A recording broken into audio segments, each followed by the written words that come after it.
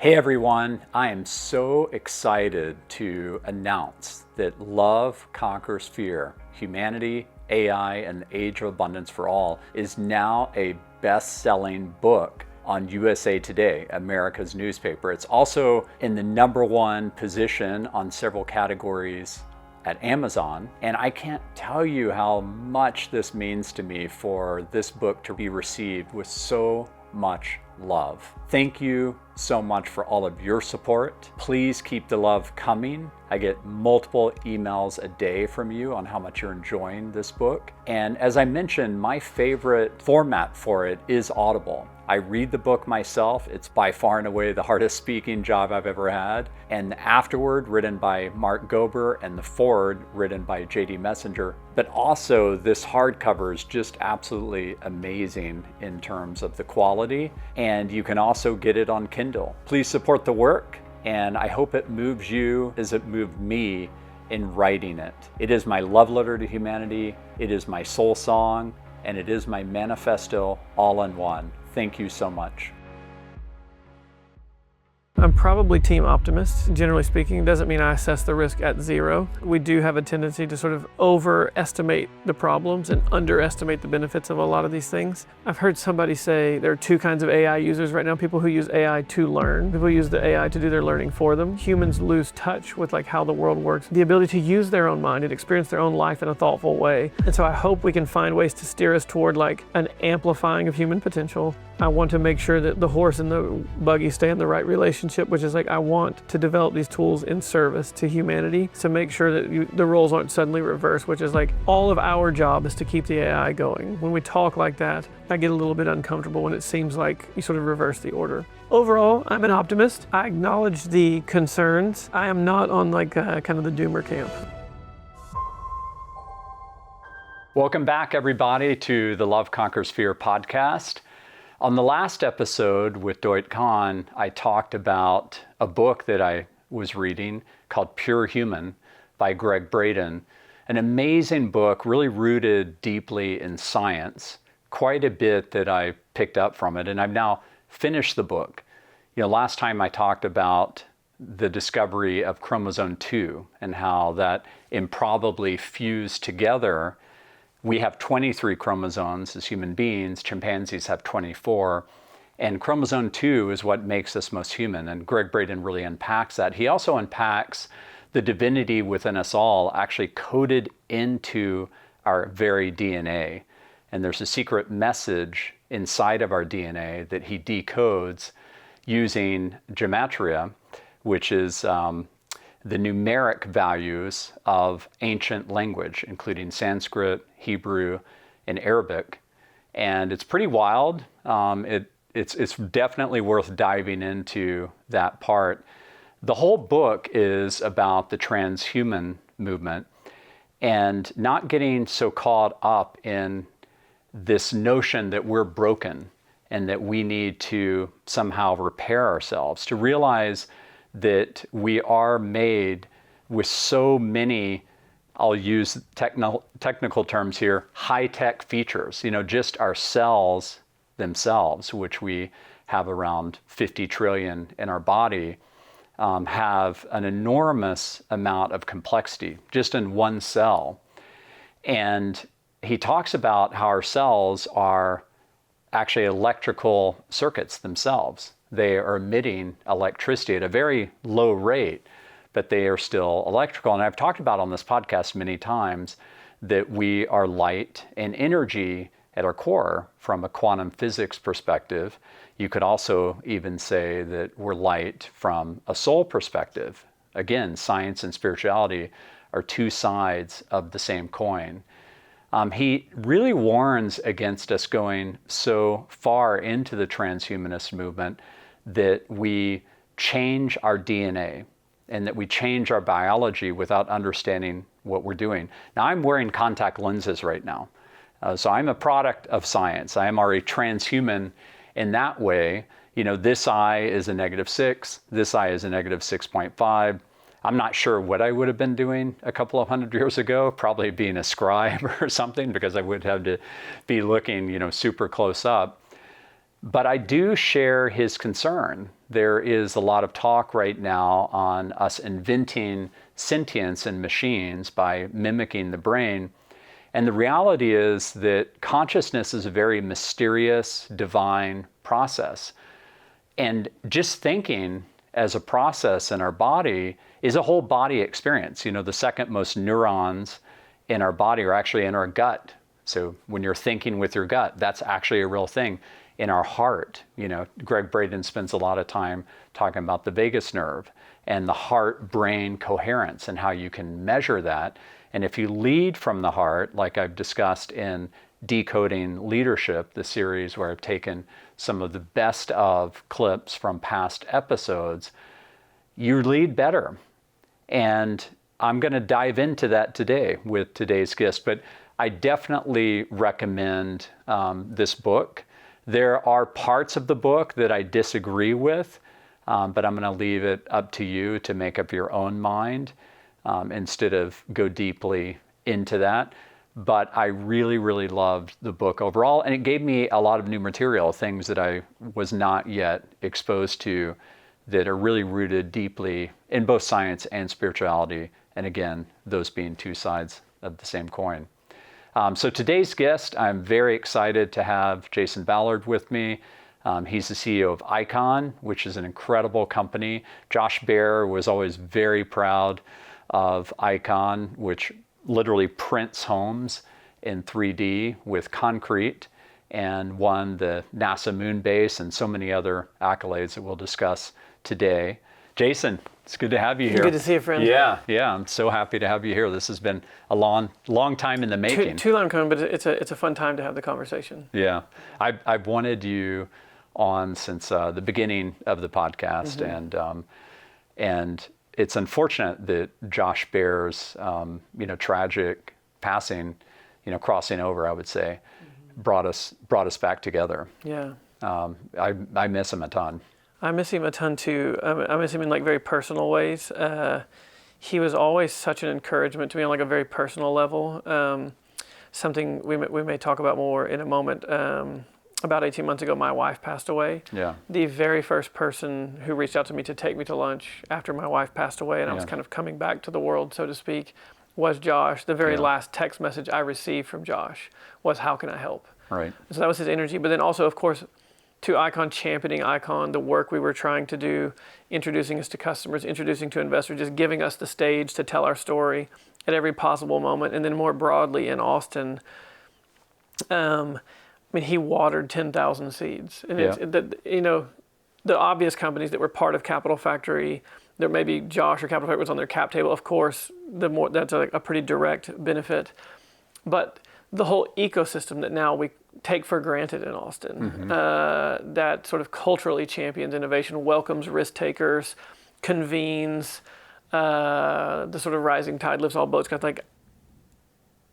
It's hard to imagine there's a single technology or startup company in Austin that hasn't benefited from the culture of Austin. And I think Josh was the primary catalyst of Austin being what it is today. And I think it will go on, maybe as long as Austin lives now. That spirit will be in Austin. And it's just such a deep and breathtaking tragedy. Yeah, it really is. Yeah, I miss him a lot. I've felt his presence with me quite a few times. I had really deep, transcendent dreams, many nights after he passed away, and have woken up almost every day in tears. He was truly a brother to me. And, I really think that he helped catalyze the deep tech movement in Austin. Now we're in this world where we can manipulate atoms, not just bits. That's right. And he saw that Yes. from the beginning. He talked about that on this podcast. He was one of my very first guests, and that was an incredible episode. And he talked about Icon. He was a big fan. Yeah. He told me a lot how incredibly proud of and just happy he was for you and your team. Yeah, it was such an honor to be his friend and to benefit from the life force that he was in this community. And he is and will continue to be deeply missed. The outpouring has been incredible. Thousands and thousands and thousands of messages from all types of people many of whom I don't know, Yeah. some of whom I do. And I probably know hundreds of stories of how you help people. I've seen it directly, and Yes. certainly helped me since the beginning Yeah. of Bizarre Voice. But it's like every time I open up LinkedIn or Facebook, I see additional stories, Yes. and it brings me back to Yes. tears, Yes. So there is, although it's a tragedy in every sense of the word, there is a beauty in terms of all the outpouring and the connective tissue coming back together in Austin. Maybe it's never apart, but just coming together to really celebrate him and what he meant to this community. He was an easy man to celebrate. Yes. And I'm sure his legacy and spirit will live on. And I think Austin's on a trajectory now that will outlive all of us. That's for sure. And largely because of the work and the life of Josh. Yeah, absolutely. Yeah. Well, let's talk about you. Okay. Icon is really incredible at this stage. I mean, you guys are one of our unicorns in Austin, which is quite a feat. That almost never happens. Startups in general are almost never successful, but damn, we should try every time. That's exactly correct. And to see you become that really is awesome, because I remember when you were just starting out. I also, know Alan Graham very well, and seeing the Icon 3D home project at the Community First Village is just incredible. Yeah. He's so proud of that. And, and we the are too. head of construction there is just amazing. He came from Whole Foods. But why do you think you're doing what you're doing today? Like, if you trace it back to, your childhood or key moments in your life, like why Icon? Why was this your calling? Yeah, I think calling's the right word. That's how it feels to me. I grew up in small town East Texas. Depending on who you ask in my family, I'm a 6th or 7th generation Texan. And the part of Texas I grew up in is kind of ecologically known as the Big Thicket region, and it's the most biodiverse region of all of North America. So I grew up around roseate spoonbills that look like pink flamingos, and alligator gar that look like dinosaurs, and flying squirrels, and 4 species of carnivorous plants, and swamps and woods and plains and prairies and forests. And I was confronted just by the profound, it's hard not to want to use spiritual terms, just the profound beauty. It was unavoidable, even at a very young age, of just how amazing it is to be alive, and what a wonder the world is. Yeah. At the same time, my hometown is the largest concentration of petrochemical refineries in America. So there's signs up all over town don't eat the fish in this water. I had schoolmates in my very small high school that got cancer in high school. Wow. They're cancer and health insurance premiums are higher in Southeast Texas than they are in other parts of the country. And so you sort of saw the sacredness of the world and the desecration of the world together. And so I guess I kind of became a bit of an environmentalist, but not an angry environmentalist, because everyone I knew and loved either directly worked at the refineries or secondarily were supported by put food on the table and roof overhead. But it was just this feeling that we should be able to do better than this. Look how amazing everything is. There has to be sort of better way at a very young age. And so a deep feeling that I wanted my life to be meaningful. And I remember thinking about you when you kind of got to high school, career days, evaluating thoughts with that lens of what could be maximally useful and helpful. So I studied conservation biology at undergrad because of sort of the experience I had. And through that experience, thought I would be a field biologist. If you sort of ask the question, where are all these environmental challenges coming from? It turned out it really was building. Buildings are the number 1 consumer of almost every resource we have, the number 1 user of energy, the number 2 user of water, only behind agriculture. Unless you consider the water used in energy production, then buildings actually use more water than agriculture. Wow.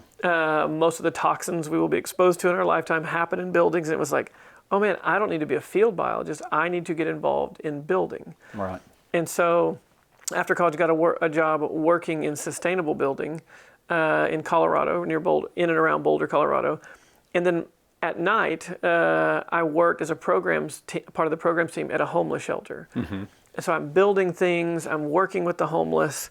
I should say several times in my lifetime, my hometown was destroyed by hurricanes. And so like my family has like spent Christmas in FEMA trailers and then you sort of rebuild the town with the same like cheap drywall, cheap materials that had been built with it, like knowing it would be destroyed all over again. Right. Like repeatedly, natural disasters repeatedly eviscerated my whole hometown. And so this like very personal exposure to sustainability, to homelessness, to resiliency challenge of building. And then of course, got married to my wife, Jenny. And then just the affordability thing. It just became this like, what is going on? You know, at the time it was like 2011. It was like, how is it possible that the most advanced civilization that has ever existed can't meet its basic need correctly? And it was like very hard to imagine that the future could be incredible if we didn't find a way to shelter ourselves. Right. Like abundant, dignified shelter should be the norm. Like on top of that, more aspirations, like where's Wakanda? Like where's Rivendell? Like we don't even like these these sort of soulless cookie cutter communities. Anyway, it just became like almost like a deep pain and frustration that the world was like it was. And so I started a first business called Treehouse, also here in Austin. It was we talked about it as like the Whole Foods version of Home Depot. It was about sustainable, responsible, ethical, low or non-toxic building, like try to introduce. And through that journey, realized, you know, a lot of our customers were like rather high end because it was like, you know, as a young company and sort of trying to scale these things up, it was like more expensive, generally speaking, than what you could get at Home Depot.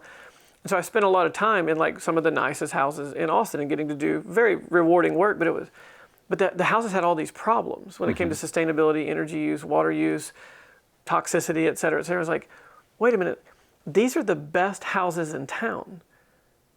This is not like the bad house. These are the best houses in town. They have all these problems. Like, we are building wrong. Right. And so I don't just need to find like a new way to paint these things or a new way to change the light bulbs.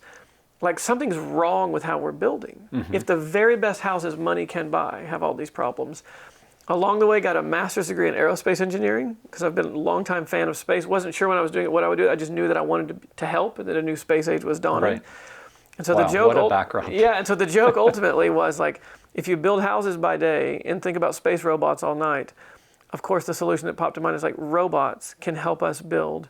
It's like we need to change the way we build and we need to change the materials we build with. And so started Icon, a construction technology company that aims to do just that.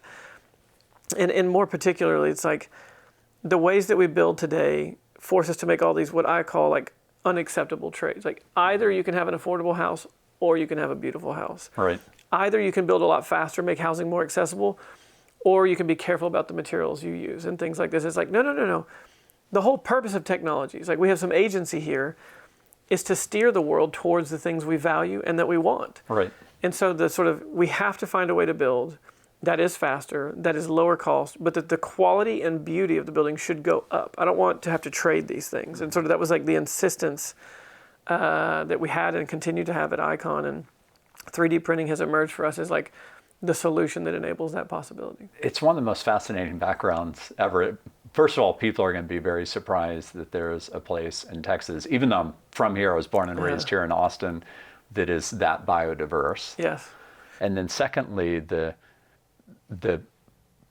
polarization of things, like to see, you know, that beauty and then destruction at the same time. So close. And it was just an unavoidable confrontation. Like just living there was like an unavoidable thought. Yeah. It's like, this is messed up. Like, but like we could do something about it.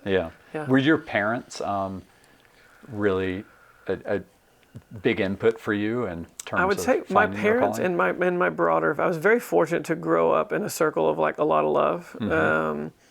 And I often say I was like the white sheep of the family. Like I think I was like a little odd, especially as a character set in East Texas. But I have just continually felt support. One of the things I remember as a child, and it's been important to me now as I raise my own children, is like,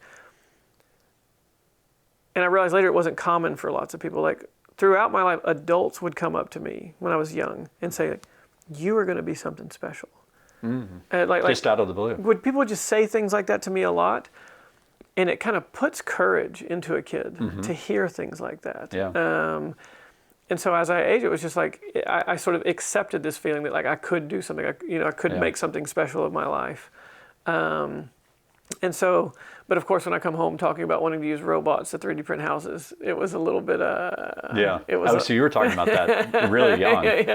I mean, when I would come home to visit and say things like, everybody's like very proud of me, but also like, Jason's next crazy idea, you know, right. But completely supportive, and have always wanted the best for me, and I have always cheered and rooted for everything I did. Yeah, but it was a little confusing. I remember, if I can tell a side quest story, Please, my grandfather, who worked at a refinery his whole life, never graduated high school, and if you ask me, would say like he had an amazing life. That's how he described his own life. Like never graduated high school, worked in a refinery for 30 years, and thought he had an amazing life. And so. But he was just an important figure in my life. And I remember the first time I raised money for Treehouse, my first company. I think we had raised like $15 million in a Series B or C or something. And I came home to talk to him, and he was smoking. He smoked like a chimney. He was smoking on the porch, and he was like, "Your mom says you raised a pile of money." And I was like, "Well, yes, sir, I did." And he was like, "Well, how much did you raise?" And like he was never a wealthy man by any stretch of imagination. So I was kind of like delicate about how to say it. And I was like, "Well, you know, Papa, I raised, 15. He's like, 15 what? And I said, 15 million. And he like almost fell out of his chair. Right. And when he composed himself, he's like, how does a boy from East, like, where do you even find that kind of money? I was like, well, there's investors, and this is like what they're trying to do. They're doing it on purpose. And he's like, well, what is a boy from East, what do you even say to people? You just like get on your knees and beg? Right. Like, no, like you have a pitch and a business plan. Kind of explaining, he lit another cigarette and smoked, and he kind of thought for a second. He was like, well, son, whatever you told those people, you better do it, because they will kill people for that kind of money. And I was like, Papa, I didn't take it from the mafia, Like, it was just like it was just like Jason's crazy adventures. But so they were always excited for me. But it was a very, I had to leave East Texas to like find my way in the world. That is so funny. Yeah. I didn't have the East Texas experience, but growing up in Austin, it was 260,000 people when I was born. It's now 2.6 million. 160,000. Yeah, exactly. Wow. So think about that it's 10x'd. It felt pretty small to me. Yeah. And I remember, I went to UT Austin. That's where I met my wife, Deborah. But I remember when I got into Wharton to get my MBA, it was really the number one business school. And here's this guy from small town Austin going off to Wharton.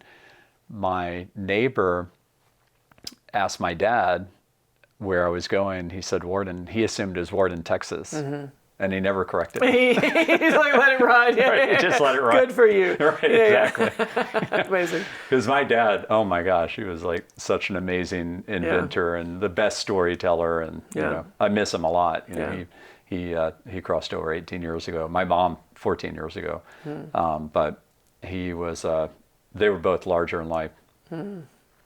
So, you're now running this consequential company, and tell me about some of these milestones. I mean, you did combine aerospace with your NASA win. Yeah, that's right. I mean, the thing about 3D printing building, and it's the reason we went down this path, but relative to maybe other construction technologies or automations or cool products, is like it is a fundamentally different way of building, which made its possibility very exciting.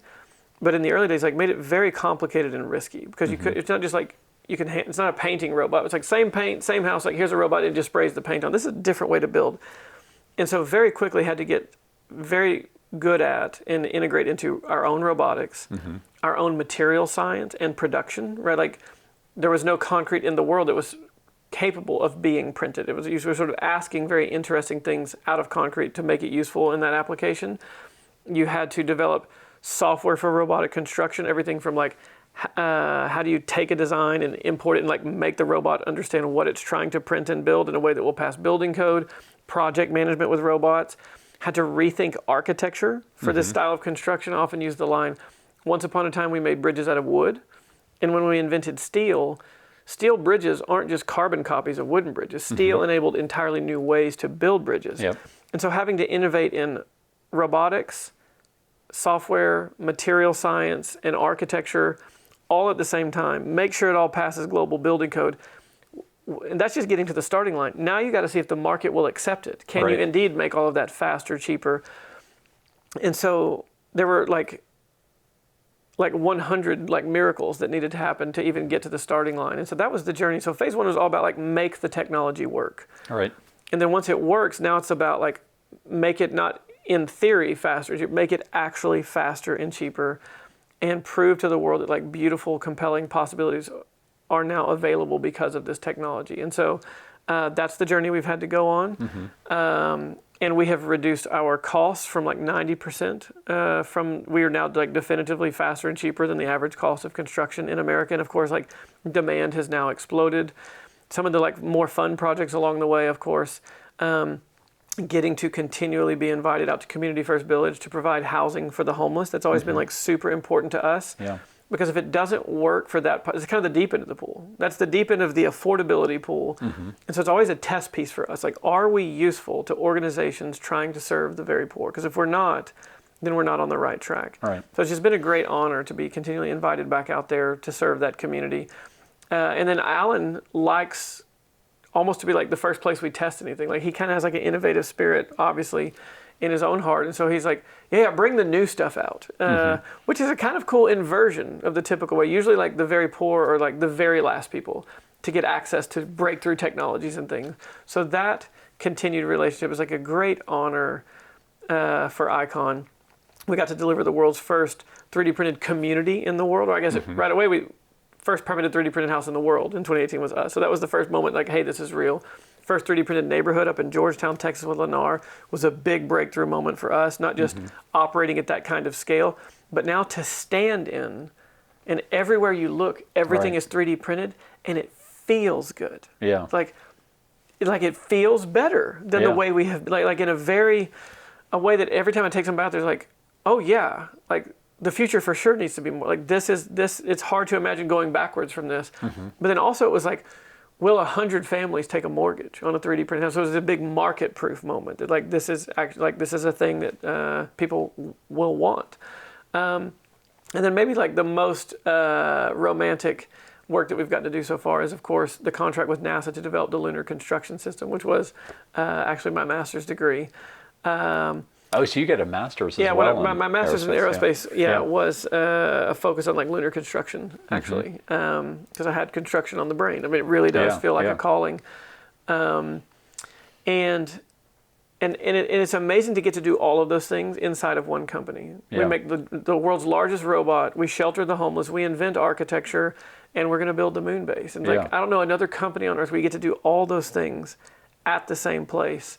And so it's very hard at first to like master all these skills, but having done it now, not that we don't have more learning to do, it's just like I tell the staff, we could live 100 lifetimes and never get to do work this exciting. Absolutely. It just really is cool. Yeah, that's so cool.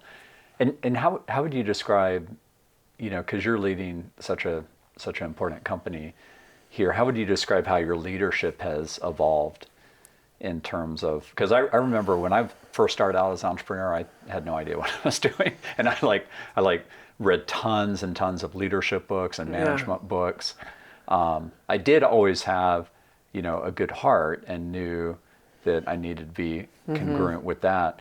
But I was not sure of myself. And sometimes like, even if it felt wrong in the heart and someone was like way older than me, I would just kind of look the other way sometimes and regret those moments a lot. Until I finally started feeling into my heart and my gut. And I've had those very same experiences for sure, where I became the CEO. My first company when I was 27, right? Having studied conservation biology, and and it took me a while to sort of not find my like courage and belief in what we were doing, but find, especially as a young person, to sort of find my footing in trusting my gut and insisting on things that felt important to me, but it felt strange sometimes to overrule people older than me or overrule people who like on paper had more experience than me. But to be comfortable being the vision holder and to insist on the vision was a big part of the learning journey. And then the other part of the thing you have to learn about leadership, especially when a company goes through growth in different phases and stages as fast as Icon has, I've learned it was like a fool's errand to ask people to do things that were not in keeping with their talents and dispositions. Like you just almost can't fix those things. Right. A very super senior person from Tesla, like best engineer in the world, would have been very frustrated in the early days because we don't have enough system and process and like seniority or whatever. Yep. By the same token, the sort of scrappy, just out of college engineer who got you through that first season of the business is not necessarily therefore well suited to lead a team of 100 engineers. And those have always been like the more difficult moments because you feel like a deep sense of loyalty to the people who have gotten you where you are. But ultimately, like they would be suffering and the company would be suffering when you like outran their capabilities or proclivities or like natural talents and interests. And it took me a while to accept that it's not wrong to have those conversations. You aren't doing anything wrong to somebody when you have those conversations. I've gotten a lot better at identifying and then having those hard conversations with people as we've grown. And then the other thing was just like managing my own time in such a complex company and getting comfortable delegating. I've learned over time that I do much better, like really trying to bucket my days because the context switching at Icon between architecture and robotics and client meetings and investor meetings was just insane. Right. And so now I have my Monday is business day. So I do finance, legal, HR, senior team meetings Monday. Tuesday is tech day. So I'm like engineer Jason on Tuesday. I'm like meeting with all the engineering teams. Et cetera, et cetera. Wednesday is like customer day, something about branding, marketing, customer relationship, things like that. Thursday is like architecture and building science day, so I'm reviewing designs. I'm thinking about the actual projects, how they're going. Meet with the project management teams. Did that today. And then Friday's kind of my free day / field day. I often try to make it a point to like get out into the field, get out to the front lines, and somehow bucketing things by their like rough subject matter. Really helped me be like stay in a headspace much longer and feel more effective in my decision making. So. Where did you learn that? I mean, that's super innovative. It seems so. It's like one of those things now that I've heard it. It seems so obvious, but I never did that. Yeah. I mean, I don't actually know another CEO that leads I like that. Trial That's and so error. cool. I just sort of at some point was like, I would show up into a meeting still like thinking about a budget in my head, but I'm sitting down to review architectural plans. Yeah. And it was just so hard to switch the gear because you have to like think deeply about these things, and there's a lot to get through. But then I kind of started, I was like, wait, I'm reviewing that architecture on Tuesday. I'm reviewing that. Like, why don't we put all those together? And just tried that out, and it just like found my way into like a system that worked for me. Yeah. And so not only do I think more effective, like it makes the job a lot more fun. Right. Not that surprises don't happen and you move some things around, but having like some rough structure so that your mind can get into a groove and a way of thinking. Yeah. Because often architecture is a very like creative mind headspace. Sometimes engineering can be like a very creative headspace. Other headspaces are like very analytical and detailed, and you have to care very deeply about the way cell D17 maps to cell E21 in the spreadsheet or whatever, and you have to like be very attentive to the details. And it's just nice to get into a groove and stay there for a while. Yeah. So I mean, that's a great innovation. Yeah. You know, one of the things it reminds me of, I had Kirk Dando on episode 17 of the podcast. He's my longtime CEO coach. Yeah. And when he first started to coach me, it's been a long time since he first started to coach me. He said, you know, Brett, you realize as the CEO that you can construct your day and the team and who reports to you however you want. And it was a time where I had 14 direct reports, and I was like trying to control way too much. And it was because I thought like that's what the CEO is supposed to do. But, you know, CEOs completely vary from company to company in terms of what they actually do and how they play to different strengths. Yeah, that's right. That's right. And I made every possible mistake between two companies across 15 years. Right. And this groove seems to feel like really nice. Yeah, that's cool. Yeah, it's really cool that you came up with that. And how would you describe the culture of Icon today? Icon is very interesting because it's like very creative, aspirational, and future oriented. But there's like a deep blue collar element at Icon that would maybe, like if you compare it to like a software company or something like what if you walked into Icon and said like, hey, what's unique about, sometimes people describe their culture in what I'd call is like mom and apple pie. It's like, yeah, that's true for every company. Like customer service, profitability is like, yeah, that's every company. What's different? One of the things you would see that's very different at Icon is there's like a real sort of blue collar strain, right? We're like in construction, we're like cleaning concrete pumps, we're like greasing robotic things, we're like troubleshooting actuators out in the heat and the rain. And that's maybe kind of like a Josh Baer, like Texas has like kind of a special thing. Like I grew up with a grandfather who worked at a refinery, so there was still in my mind like the romance of a hard day's work with your body. Yeah. Like I don't think Icon would have occurred to a software engineer in Silicon Valley, and if they had, it would have seemed depressing. But there's something very exciting, or at least romantic about, and dignified about sort of like, and so I think you would find that very unique if you're like in the building, the sort of smashing together with like aspirational architecture and futuristic robotics with like very blue collar sensibility of like a hard day's work out in the sun.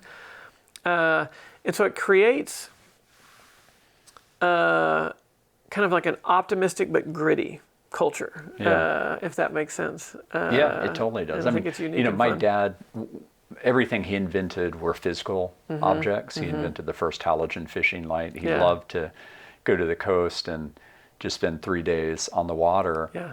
And when he came out with that invention, it was the first halogen fishing light. So it was about this big around and 3 times brighter than the prior generation lights, which were this big around and typically caught boats on fire. And so it was like revolutionary. And he never understood until much later in my life, like what I was building, because I've always dealt in the virtual world. But there's great dignity in building in the physical world and creating things that'll last the test of time. You know, Steve Jobs always said about technology that you're not building the next Taj Mahal, you're building kind of layers in the sand that people build on top of. That's right. But if you're creating an Icon home, that may last for hundreds of years. They certainly are designed to. That's right. That's right. Especially on the moon. Yeah. And then of course these tools, I mean the way we say all the time, like we are creating the tools that hopefully humanity will use now for hundreds if not thousands of years. Like we've been using the toolkit of the last 1,000 years, hammers, saws, nails, literally been using those tools for about 1,000 years. We are creating the toolkit for the builders of the future. And so there is this sense of like, yes, the business must work today and next quarter's earnings or whatever, but there is this sense that we're working on something that if we do it right, should like massively outlive all of us, which brings a level of like seriousness and attention and I keep using this like romance to the work. That we're up to something consequential. Yeah, I don't think there's anything wrong with using the word romance. I mean, I was speaking at Culturati, which is, you probably know the conference, you know, Eugene Sepulveda's conference, gathering of people talking about the best of company culture, the operating system, if you will, for the entire company. And I was on stage with Sol Rashidi, who is the world's first chief AI officer. She's an amazing woman. I had her on the podcast. What company? It was a travel company, and it was back in 2016. She was the first ever to get that title. She actually used to work at IBM and Watson, and she was recruited away from there. Yeah, and she's just a force of nature, a great author as well. And we're talking about love on stage. It's 2026. And afterwards, so many people came up to us and said, "Oh, I'm so thankful you're talking about love at a business conference." And I was like, when in business are you not supposed to bring the whole person into business? I mean, we're full-bodied human beings. We talk about, if you hung around Icon for a week, you would hear the words love and beauty come up an astounding amount of times. That's awesome. Yeah, it's so important. I mean, we can't check love at the door just because we're doing business. It's unclear what we're up to, if not that. That would matter. Yeah, exactly. No, totally. But not everybody thinks that way. I mean, that's, you know, love is seen sometimes as very soft, but the reality is love is also making very hard decisions, like that's you were making about people that you truly love that unfortunately weren't going to make the scaling challenge. Love is the most courageous human emotion possible. I mean, it is always oriented outside of itself. And it's to love anything is to immediately make yourself vulnerable to that thing, to its loss, to its damage, to its failure. it's a profoundly hard and courageous, like it's a tough and courageous emotion. Did you ever see that movie City Slickers? It's been a long time. Do you remember what Curly At this point, said? it may be a little too close to home, and I may be like too sensitive. But what did Curly say? So Curly, Billy Crystal was the big city guy growing up in New York City. Totally burnt out on his career and went with some friends on a ranch, and Curly was the one that led the ranch, and it was kind of a leadership retreat, like get them back in tune with themselves. And Curly told Billy one time when they were alone, he's like, there's a big secret to life. And he says, there's just one thing. And Billy's like, what's the one thing? Yeah. What's the one thing? And he's like, that's for you to decide. Amazing. But that one thing for me is about manifesting love. And it is about humanity collectively doing that during a moment where I truly believe it's going to be possible for us to create heaven on earth, whether you look at that as metaphorically or mystically or both. And we're in this exponential age with AI, with quantum computing, with robotics, with brain-computer interfaces, what I call the supereffect in my book, which is now USA Today bestseller, which is really incredible and humbling. And we will create that as long as we don't destroy ourselves. And the reason I wrote this book is it really is my prayer for humanity to make it to the other side.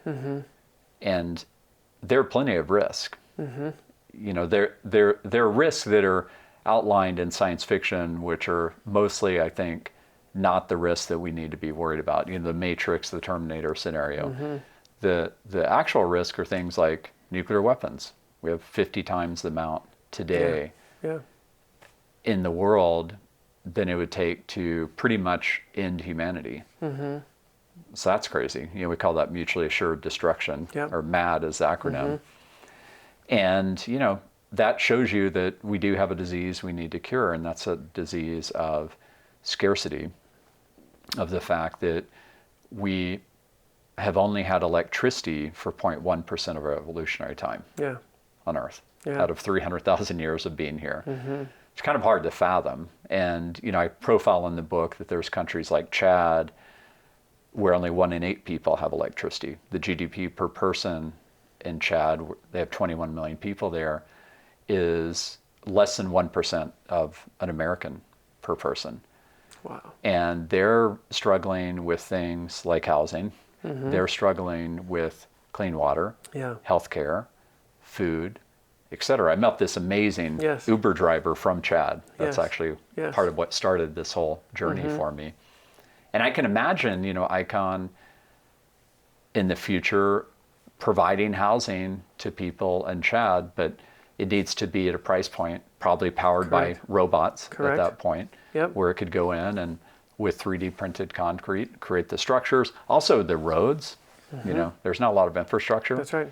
You should take a look at the images. Everybody watching or listening to this, like go to Google Images and type in Chad and look at the situation. Scenes. It's but the scenes of the beauty they have. I mean, it's like, I didn't grow up where you grew up, but it's like incredible natural beauty. It looks like a place you'd want to visit, but then you realize, oh wait, there's not roads or hotels or things like that.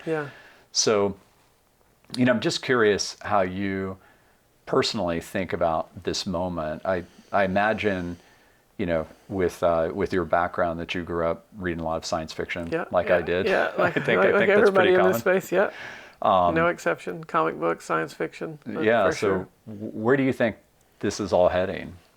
Yeah, maybe I'll talk. There's like the general sense, and then there's like the particular sense for Icon. In the general sense, I'm probably team optimist. Generally speaking, it doesn't mean I assess the risk at zero. If I'm like historical pattern matching, I think we do have a tendency to sort of overestimate the problems and underestimate the benefits of a lot of these things. And you were raising intelligence just now, or electricity, excuse me, as like a thing that like amplified human flourishing. The more you had of it, seemingly, the more flourishing sort of followed behind. I think intelligence is kind of that way. It's like so far we've had the version of like the way you got more intelligence to people was like get them better educations, et cetera, et cetera. And I think it's pretty well understood that like generally speaking, the more educated a person, a town, a society, a civilization is, like the more flourishing there is in that society. But there was still this like limiting factor of like the genetic hand you were dealt, that you can only be so smart based on, there are limits for all of us, and some of us got a really good hand, and it's easy for us to learn and to articulate what we've learned and to deploy what we've learned, and for other people it's like quite challenging. And so there's an element of like, because of this artificial intelligence, this sort of the making of intelligence very abundant, and it's very easy for me to imagine the kinds of flourishing that unlocks. I think there will, in fact, like I won't be surprised. Sometimes it's like either it will be a massive blessing or it will be a massive curse. And then if you're an optimist, if there are any problems, I was like, see, there's probably, yeah, I know there will be some problems. I just think the benefits will massively outweigh the problems. The problem maybe the two problems I worry about the most would be some version of if it suppressed human flourishing or capability. And by that I mean, like, I've heard somebody say there are two kinds of AI users right now: people who use AI to learn, people who use the AI to do their learning for them. It's sort of humans lose touch with like how the world works and and like the ability to use their own mind and experience their own life in a thoughtful way. I think mathematics is deeply beautiful and elegant, and I think the more people saw that, it would fill the world with wonder and possibility. And so I hope we can find ways to steer us toward like an amplifying of human potential, which maybe is the same thing I was going to say as my second worry, is that like I want to make sure that like the horse and the buggy stay in the right relationship, which is like I want to develop these tools in service to humanity. And I would be like, the things I will be like maybe watching for and working for is to make sure that the roles aren't suddenly reversed, which is like, hey guys, all of our job is to keep the AI going, or to like support the AI economy. It's like those kinds of, when we talk like that, I get a little bit uncomfortable when it seems like you sort of reverse the order. And so at Icon in particular, as we deploy robotic and AI systems, in this particular instance, I think the world we're building right now is very inhuman. I think these cookie cutter developments with repeated designs and sterile drywall and vinyl coatings, and it's like all these, like, this is a very synthetic and very inhuman world. It does not promote human dignity, flourishing, beauty in the world. And I think because of robots, you can use these like very geologic materials, these very organic forms. You can lower costs, increase human flourishing and abundance, and somehow you get like a more human world with robots. Yeah. In the particular case of Icon, and like we're quite like clear about that. That's like very important to us. And so overall, I'm an optimist. I acknowledge the concerns, but I am not on like kind of the doomer camp of the continuum. Yeah. You know, it's a really, really good point. I haven't heard really anybody frame it that way, but it's so true. And what I mean is the part that robots could actually help us create a much more beautiful world. You know, if you can assemble something from kind of a nanotech level, you could make it completely perfect looking. Yeah, you know, I hope some nanotech is in my future. Like, what a 3D definitely is. What a 3D printer does. Is the precise placement of atoms. And used to, you could just back up a huge truck and pour concrete. That's like, you know, phase one of working with concrete. Then you get good form work, you're more precise, and now we're able to place concrete as forms. But I don't think that the journey's over. It's just technology to more and more precisely and efficiently place atoms correctly. That's what the technology is. And I think there is, if in my little metaphor, if like 3D printing is like phase 3 or phase 4 of placing atoms correctly, I do think there are phase 5s and 6s that will transcend even 3D printing. And I think some of these computational possibilities, because it's going to require like a tremendous amount of computation and control to do that I think the future for placing atoms efficiently, precisely is very bright. Yeah, I think it's I think it's going to happen. Have you ever read Neil Stephenson's The Diamond Age? Yes. Okay. Yes. That's a great book about it. It's a great and book. It's so yes. pioneering. And it's one of those things that, like AI in 1970, seems so sci-fi. And so the whole field of these kind of like nanotechnologies was really kind of treated as rather silly for a long time. And all of a sudden, it doesn't look so silly. So I hope, following this like AI renaissance, I hope there will be a renaissance of these kind of nanotechnologies as well, because I think they're like very exciting. It's going to happen. I think you and I will see in our lifetime where you can just point to a hill and have 100 robots kind of march off and fabricate what you need fabricated. Yes. And think about what type of abundance that's going to create in places that the projects have been, too expensive to even contemplate. Like today in Chad, it would be a hard sell to go to the board of directors and say, we're going to go over there. Okay, well, how are they going to pay you? Well, there's no money, et cetera. But in a world where we decode energy, like less than an hour of the sun's rays that fall on the earth today, if we could just capture it through a material science breakthrough, would power the entire world's energy needs for over a year. Less than 1 hour. Yeah, there's a thought that sometimes we think of ourselves as we're an advanced civilization. There's a funny way to frame your position in the universe is we are the ancients. Like we have only like just begun. Yep. Like we are just putting our few little bricks in the wall. But like we are actually like closer to cavemen than we are to the truly advanced version of humanity that will appear at some point. Yeah. And it's a funny like reframing of like, oh, we're like the ancient ones. We're still like barely able to control ourselves with nuclear weapons and like just beginning to like play around with AI and these kinds of things. But on a continuum, if we can survive, we are closer to cavemen than we are to like the truly advanced humans. Well, we're on an Earth that's 4.54 billion years old. Sun's 4.6 billion years old. Universe supposedly is 13.8 billion years old. And we've only been on this planet for 300,000 years. Yeah. If you say, well, we're derivative of hominids, then it's 4 million years. Yeah. And we've only had electricity for 0.1% of the time. Yeah. And so, if you just go back 250 years, we just celebrated the 250th anniversary of the United States. It's literally nothing. 250 years ago, 90% of humanity didn't know how to read and 80% lived in abject poverty. Yeah. Now, there's a lot of problems today. We're putting profits over people, like social media companies are algorithmically tricking people to be afraid, especially among teenagers, including girls. The media is pushing very dystopian type stories. That doesn't mean I'm not a fan of the free press. It means the business model keeps us in this fear state. Yeah. We've got tons of toxins in our food, which are illegal in places like Europe. There's 10,000 chemicals out in our food here in America that don't get added there. So, part of like what makes you sad in terms of how inhumane today's building is a natural outcome of like trying to increase the margins and squeeze the cost down to a point where it's like, well, we can just stamp it out and just, create these bare minimum homes. There's a tragedy of the industry, and I don't know any other industry where this would be true, except maybe wine collecting. If you were offered a 100-year-old home in Austin or a brand new home built by like a publicly traded home builder in Austin, you would probably prefer the 100-year-old home.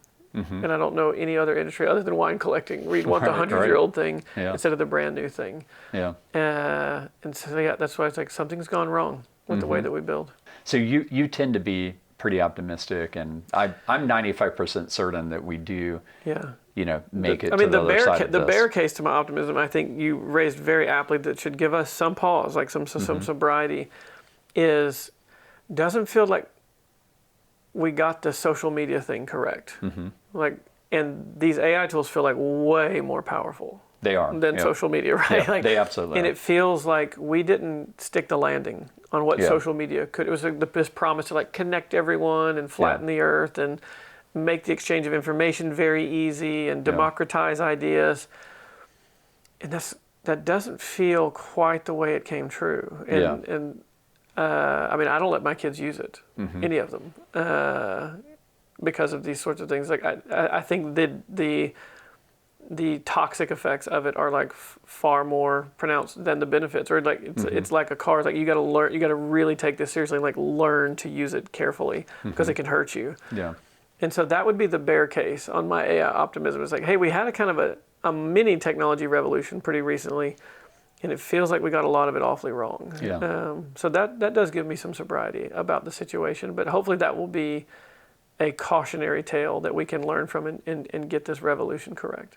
Well, one thing I'll say in defense of this time around being different is that at the beginning of the social media companies, none of them were writing like super thoughtful pieces in front of all their employees in the world, telling people what's coming. Like Dario Amadei's piece on the adolescence of technology is really beautiful. You know, Sam Altman's been writing pieces on this. Dimas Hassivas just called for the U.S. collaboration around really making sure we stick the landing with AI. Mustafa Suleyman's been, you know, preaching that too. Yeah. You have Pope Leo, who comes out with the first encyclical, and it's on the greatness of humanity, focused on us sticking the landing. So I'm not a Roman Catholic, but I thought it was like very well written. It was not well received by a lot of technology leaders who I otherwise admire, but I found it to be profoundly wise and sober. I thought it was very good. Yeah, I did too. And I thought, wow, this is great. You know, the other thing, I'm Jewish by background, but the other thing is that he's been out there preaching that we need to be able to see the God in each other's eyes, regardless of race or religion. And that would have been heretical, you know, 100 years ago for a pope to say something like that. So you have this awakening underway, I think, with you know, people waking up to meet this moment and realizing the importance of us sticking the landing. You know, we've gone from, in a way, you know, I grew up as a nerd. I started programming when I was 7 here in Austin, you know, which was a great way to get picked on. But my mom always, you know, really stood by me with it. And we've kind of gone from this revenge of the nerds moment to the responsibility of the nerds. Like, I think the nerds realize, like, hey, we really could break the world at this point. Yeah. And I kind of reject the notion, I just don't think it's at all realistic that we're going to be in a world of, you know, a dozen trillionaires and everybody else lives in squalor. Because there's no safety for the trillionaires in a world like that. Everybody's going to be up in arms with pitchforks. Yeah, you know? that's right. It's actually there hard has to be a rebalance. I agree. And sometimes the rebalancing, although they can be painful, when I read some of the more doomer scenarios, they're like actually hard to believe. To even imagine that that could happen. Yes. Like, you know, the or whole... is anything other than a flash in the pan or whatever. Like, right. We have course corrected from Nazis in the past. We have course corrected from slavery. Like humanity has a remarkable way to course correct that I find hopeful. And it's hard to believe that we would tolerate 12 people running the world or whatever. Like, I just don't even think I don't it's believe it. believable. I don't believe it. And you know, although I loved the Diamond Age in so many ways, you know, a lot of the science fiction writers I read growing up, you know, Neil Stephenson, Bruce Sterling, William Gibson, also, you know, the curveball of Douglas Adams and the whole Hitchhiker's Guide to a little more Galaxy series situation. was great, but he nailed it in so many different ways. You know, Marvin the Depressed Robot and everything else. You know, it tends to be more dystopian, but you do need those types of stories to keep things on the rails. So it's not like I look the other way in those types of stories. Yeah, you need cautionary tales. Yes. Yeah, you definitely do. And we've had some of our favorite stories are cautionary tales. Right. On this front, you and I will leave that part there. I think we're both pretty optimistic. We do need to transcend the zero-sum mindset, and I think that there's no end to the lunacy of craving materiality in the form of money. Yeah. Like this comparison game is something that we're going to have to transcend. And I think the getting to true abundance, like decoding the energy of the sun, or using fission more wisely, or figuring out how to decode what 96% of the universe is made of, which we have no idea what it is. We call it dark energy and dark matter. It would be really wild if we figure out a way to use whatever dark energy is to create unlimited energy. Yeah. It's going to create abundance that I think will break a lot of the constructs that are hard to see how they get broken right now. Yeah. So it's going to be a wild ride, and I explore that really deeply in the book. I'd love to ask you about just the biggest question of all, which is you grew up in a place where you use the word sacred, and I'm a deeply spiritual person. I've become more and more spiritual over time. What do you think this whole reality is that we're in right now? This is the question that's been asked since the dawn of humanity. Yeah, it is the question. I hope we keep asking it. I think we will. So I'm a Christian, and I was raised Christian in East Texas, and it's sort of vaguely Protestant evangelical in East Texas. And as I've matured into an adult and gone on my own journey, I am now an Orthodox Christian, which is a sort of very ancient and kind of continuous approach to and belief set about what Christianity does, what it means for the world, and what it means for your life. But these religious, it's very difficult to speak about God. I think people are often quite flippant, overly flippant about the way we sort of say these things. It's probably a lot easier to say what God is not than it is to say what it, because almost by definition, if there is a God, which I believe there is. Yeah, I definitely believe there is. It would be, you almost, from that moment, run out of words. It would be something so immensely transcendent and different, not an object among other objects. And so the metaphorical language we often use to describe higher order things fail at that altitude. And so even in the point of does God exist? It would be, you'd want to say yes, but not the way that cup exists.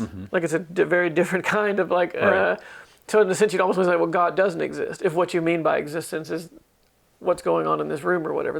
And so maybe to say what I think is going on, and to actually answer your question, is maybe what I could say affirmatively is that whatever God is, it would be being and existence, but not being the way because we're contingent, capital B being, self-existent being. Yeah.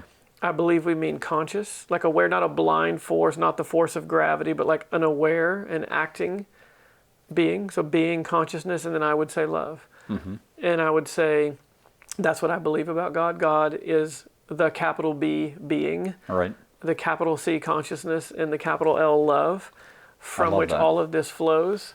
To use our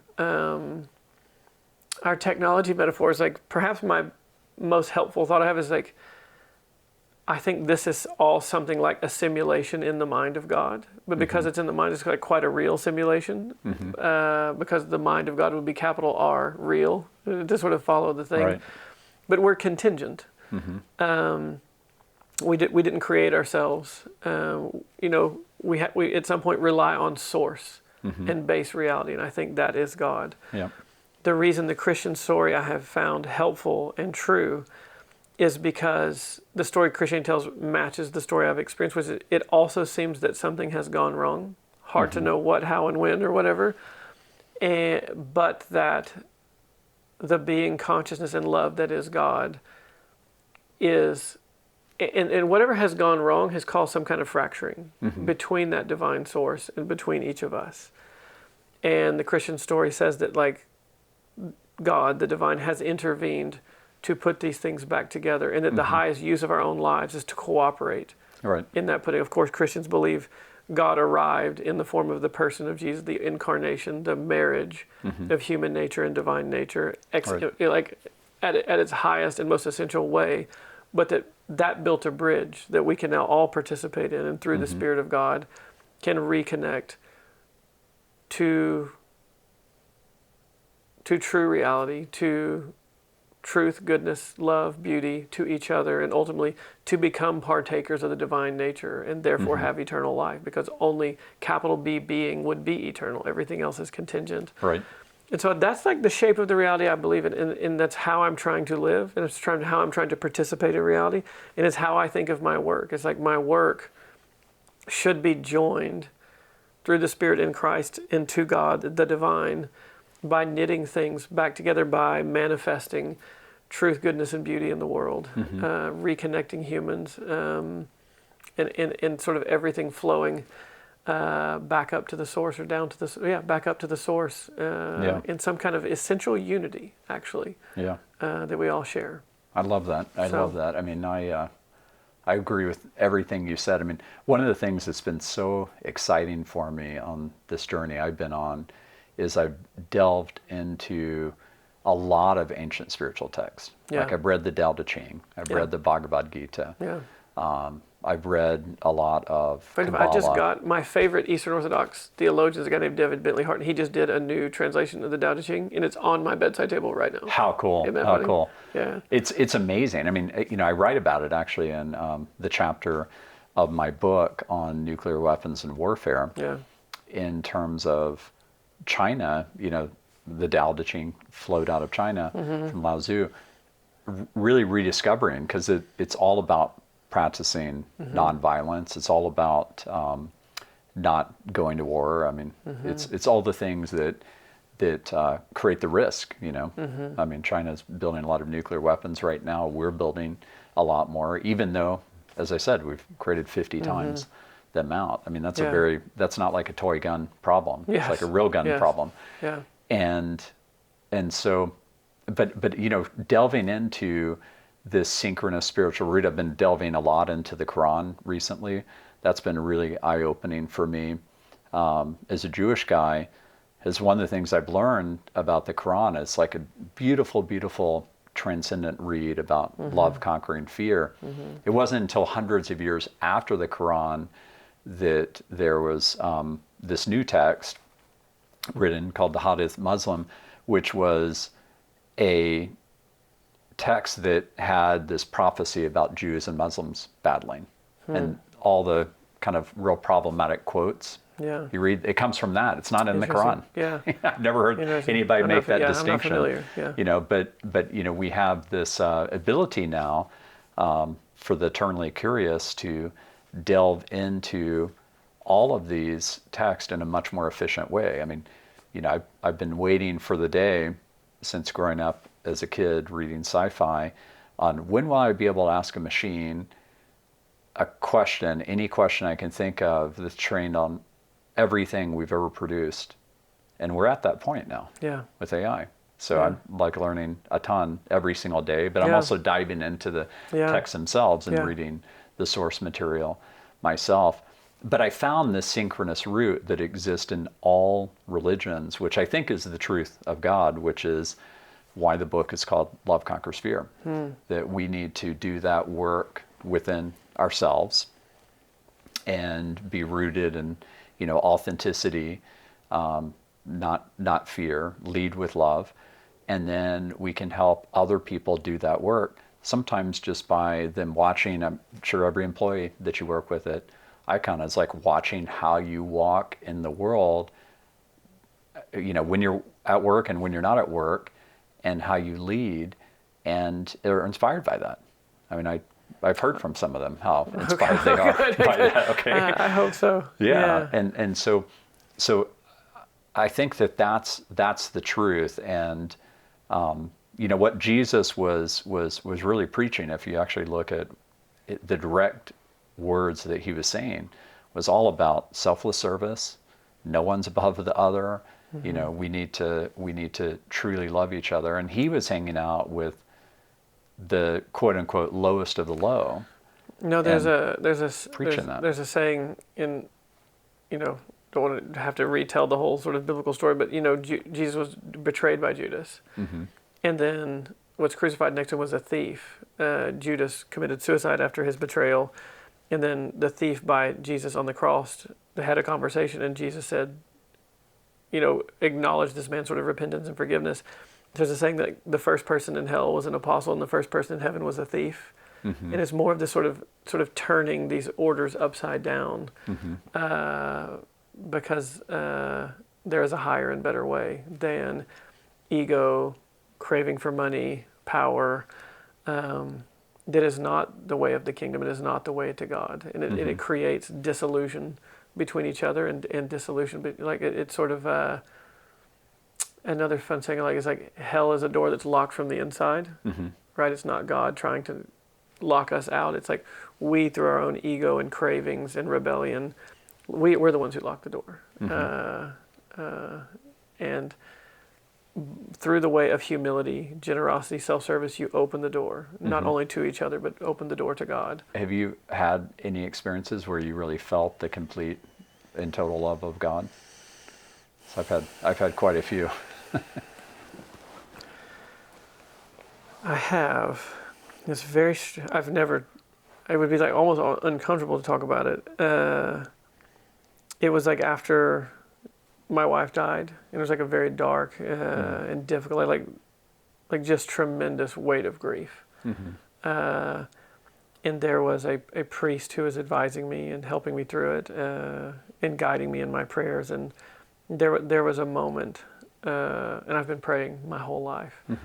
And there was a moment in the days and weeks after she died where during evening prayer, I think something I can like only describe as a profound but like undeniable experience. But I really don't have a lot of other words for it other than like it is now the case. It would be like undeniable for me to doubt the existence of God. I mean, I definitely believe that we have a soul. Yeah. And I believe that soul endures. Yeah. And I've had deep experiences of, you know, with my parents who have passed, with friends who have passed. I have had deep experiences since Josh passed. Yeah. You know. Yeah. In dreams as well. Yeah. Same. That actually. I know are real. Same. Yeah. Same. Or I certainly can't bring myself to say they weren't, because we've all had normal things happen to us. Like we know what normal life is, and we know. I think you and I both are trying to be thoughtful people. Like we're not trying to deceive ourselves or sort of self-medicate with like pleasant fictions or something. Like that's not the medicine. A pleasant fiction is not the medicine you need when you're deep in grief. And yeah, there are like things I have experienced that would be impossible for me to deny. The reason this is important for the podcast as well as my book is that we're living in the time of the great philosophers coming to roost, which is, you know, is there God? Do we have a soul? Like, where is all this going? Like, why does this matter? And I think that there's this deep yearning, including in the people that are building the models. I mean, Demis has actually talked about this. Yeah. I was at TED a couple of years ago when Chris Anderson was interviewing him on stage, and he's like, you know, Demis, you know, why are you doing this? Like, what's your real call? Like, why do you care about this? And he started talking about the tree of knowledge. Yeah. And he said, I really want to understand the resolution of the universe at the Planck scale. Yeah. It's one of these mind-blowing moments. That's a great sentence. And I saw him recently on X, you know, saying that this same question is keeping him up at night. Yes. And I saw Elon Musk, you know, comment saying, I'm up at night wondering the same thing. You know, it seems like the question is having a resurgence, you know, since the quote unquote enlightenment, there was just this like very self-assured and self-confident that we could sort of master the universe and master all knowledge, and that would lead to this like golden age of perfect harmony and flourishing. through nothing but like radical, what I would call like radical materialism, not how they would express it, but like just like a radical rejection of anything transcendent whatsoever. And now we have like 500 years of results of like, how did that go? How have the most technologically advanced civilizations done for themselves? Right. I mean, when Nazi went over to Germany, that was the most advanced culture in all of Europe, right? The best engineering, the leading scientists, the best textual critics and philosophers. We still quote German composers. It was like the height of Western civilization was Germany. They're the ones who became Nazis. Right. The 20th century, humans used our advanced technologies to, like, we killed more of each other than in any other period of history. And so I think the sort of results are in a bit, and it's like radical materialism is not the kind of truth that delivers human flourishing and satisfaction and contentment and happiness, and kind of like it hasn't delivered the goods. And I think any thoughtful, self-aware, culturally aware person is realizing this.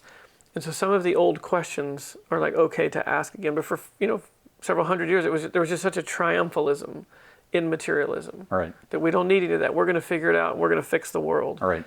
That seems to not be true. And Right. it's really cool, though, to live in a moment where it's like you're seeing, I love it, this sort of resurgence of spiritual questions. Yeah. And the spiritual quest is like the highest quest we can go on. Yeah. And I think it's very cool. My kids at high school, they're already experiencing it. Like, it's like cool to talk about this stuff in high school again, all of a sudden.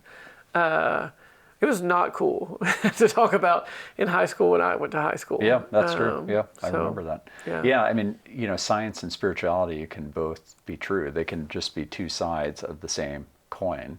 Yes. And there's so many things that I have nothing against atheists or anybody, having a belief like that. But there's so many things that you would have to lock into and believe to assume atheism, and the improbability. I mean, we now know through the James Webb Telescope that there are literally at least 2 trillion galaxies in the universe. No, everything we learn, we're a huge science and like ecstatically nerdy science family, and like for what science is like for anything that can be subjected to a testable materialistic hypothesis. Science is the best tool we got, and the stuff it has uncovered are just incredible and have to the great benefit of humanity and human understanding and flourishing. For most of its existence, humanity has believed there are things that transcend the material order that are nonetheless as real, perhaps more real. And that's the thing that we sort of gave up on for a minute, in the West at least, and is kind of having a resurgence right now, and I think it will be very healthy and good for us. Yeah. I mean, the science story right now, the purely science story right now, is that 13.8 billion years ago, the entire universe was less than the size of the tip of a big pen. Yes. And had an explosion. Yeah. That has now led to, I actually think it's infinite. Yeah. But we knew through the Hubble that we're in a reality of at least hundreds of millions of galaxies. Yeah. Now we have through James Webb Telescope, it's at least 2 trillion galaxies. I mean, that's right. There can be a spirit of humility on this thing. It's like, how cool what we are learning. Yeah. But realizing that all human knowledge is almost necessarily incomplete unless you are God. You can only, so there's like a humility that's like, yeah, maybe something happened 13.8 billion years, but Roger Penrose, a Nobel Prize, thinks he believes in like the bounce sort of infinite theory, that it expands, contracts, and there's sort of a bounce thing. It's like, that's what the Hindus believe. And we are going to die before we know for sure. Yeah. And so we're going to have to live with like a provisional amount of information rather than complete information.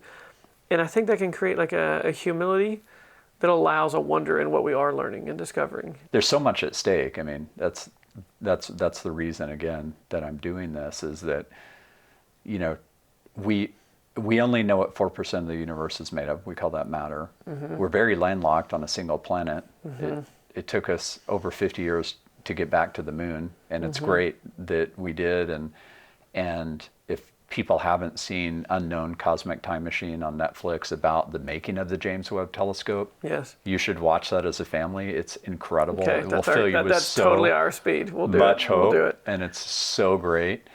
And you know, we've never reconciled classical science and quantum science.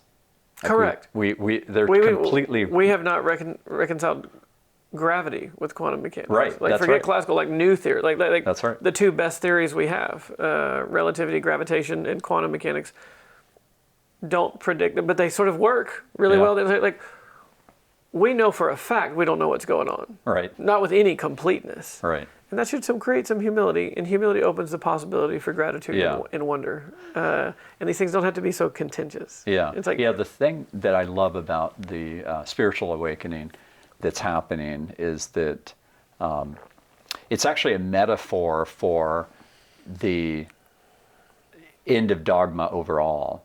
And what I mean by that is that if you wanted to study consciousness as a professor and researcher, that was dogmatically canceled in universities until very recently. Yeah. Like it was just like, nope, nothing to see here. It just pops out of the brain, and that's the end of the story. Yeah. And you know, I started this this podcast, and the person that wrote the afterword to my book, this guy Mark Gober, who was part of my awakening to really posit that our brains receive consciousness, and two things can be true: you can manifest and receive, and that the neurons in our brain and the rest of our body serve as a form of like an antenna, and we know that we're light and energy at a quantum level. You and I know that sitting here right now that we're 99.12 nines of empty space because we're made out of atoms. Reality, it turns out, is mostly nothing. Right, exactly. by a large margin. Right. Yeah. So I think humility is a great way to say it. And I would also say that in many ways, in the way we're using that word, humility is love. Yes. And it's reverence for this miracle that we even get to experience of life, the beauty of a sunset. Yeah, there is a trinity of humility, gratitude, and love that sort of occur together in my experience. And I think the very definition of love is a concept that we get from God. Like Correct. Correct. That's capital I think that's L. where it comes from. Correct. The capital L. Yeah, That's right. I love the way you said that. Yeah. Capital B being, capital C consciousness. Because again, these words are so these words are so hard. Because like, I love a cheeseburger. I do. I love brisket. I love my wife. I can't believe we use the same words. Right. For those things. Yeah. And then like divine love, even though we're using the same word, it's a kind of eternally existing reality that permeates the universe and can permeate our own lives and souls. Yeah. If we'll open the door. Speaking of love, I really have loved doing this with you. You're an amazing person, and I can't wait to see what Icon does. And it's just such an honor to know you, have you as a friend. I'm sure some form of Josh is watching us right now, and I miss him terribly. He really was truly a brother to me. When I moved back to Austin 22 years ago from Silicon Valley, he was the first person that I met at this group called Bootstrap Austin, where we made a pact where it's like, hey, let's do something great for Austin entrepreneurship. And when I moved back, things were decimated here. Living.com had gone out of business, Garden.com. And he had the vision from the very beginning, and hallelujah in terms of what he really seeded here with the deep tech movement. And you're a big part of it. Well, amen, and may his memory be eternal, and I pray for him. And I think his spirit still, the love of Josh has not come to an end. No, not at all. Yeah. It's propagating all over the place. And I'm going to continue to honor him for the rest of my life. Amen. Yeah. Well, thanks, brother. Thank you, friend. I appreciate it. Yeah. Thank you so much. Thanks, everybody, for tuning in. I hope you enjoyed that episode. I absolutely love Jason's heart. There was so much wisdom, so much love in that episode. And keep the love coming. I really, really appreciate all the messages I'm getting on the book. It is awesome to see it become a USA Today bestseller and in the top for several categories on Amazon. I really appreciate all the messages I get from you daily. It just means a ton to me. Team humanity all the way. Let's create heaven on earth. Thank you.